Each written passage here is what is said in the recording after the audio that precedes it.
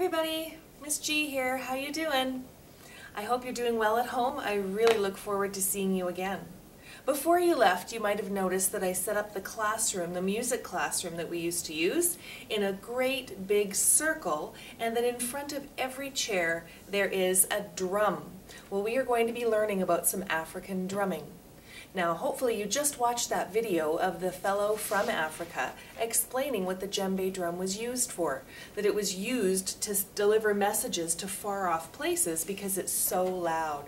Well, we're going to be using the djembe drum in class, and even though you're at home, I'm going to start teaching you how to use the djembe drum. Here we go.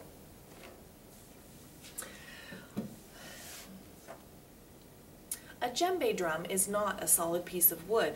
It's carved out on the inside. On the inside of a djembe drum, it's just like a cave. It's hollow inside here, watch. I can stick my whole hand all the way in. This is where the sound bounces off of in order to make the wonderful sounds of the djembe drum.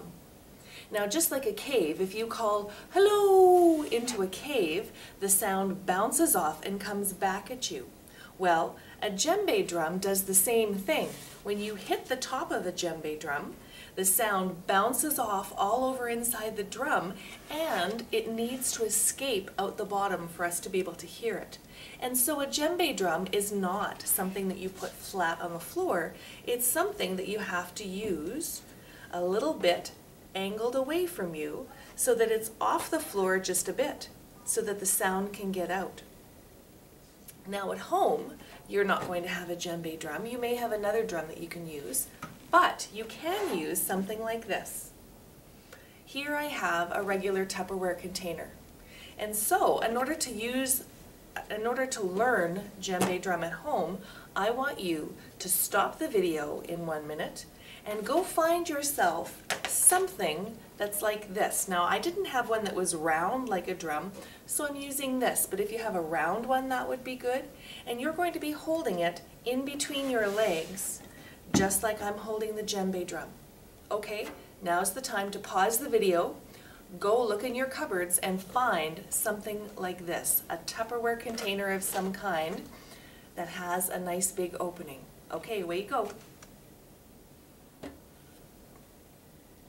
Are you ready? Here we go.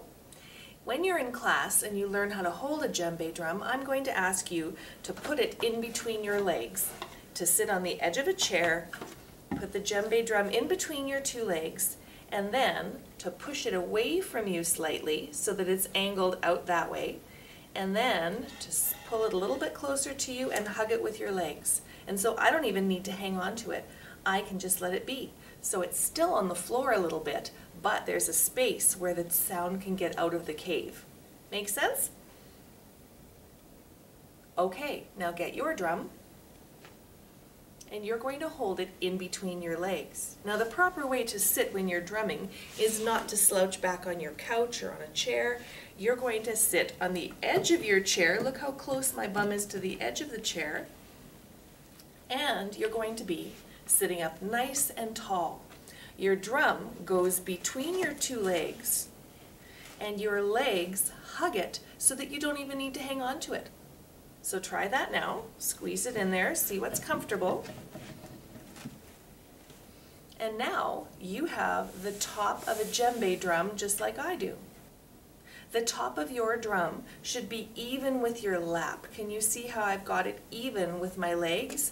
I don't want it too far down, otherwise I have to bend right over. And I don't want it sitting on top of my legs either. It should be part of your lap. So this should all be flat.